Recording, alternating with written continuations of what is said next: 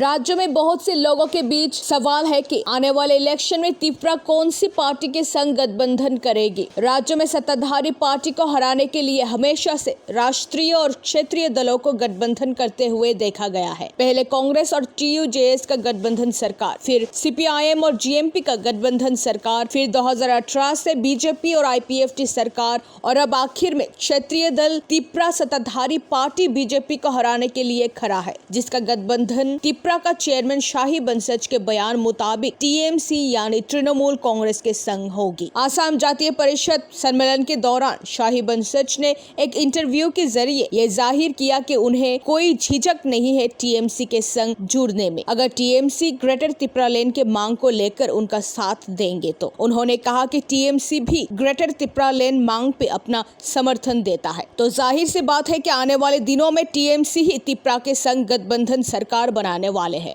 TMC has to give it to us in writing that they will raise the issue of Greater Tripura land in the parliament, and they will support a demand in writing. So both TMC and BJP are not untouchable. Nobody is untouchable in politics. Why should we are living in a democracy? Unless you think that this is a civil war, this is not a civil war.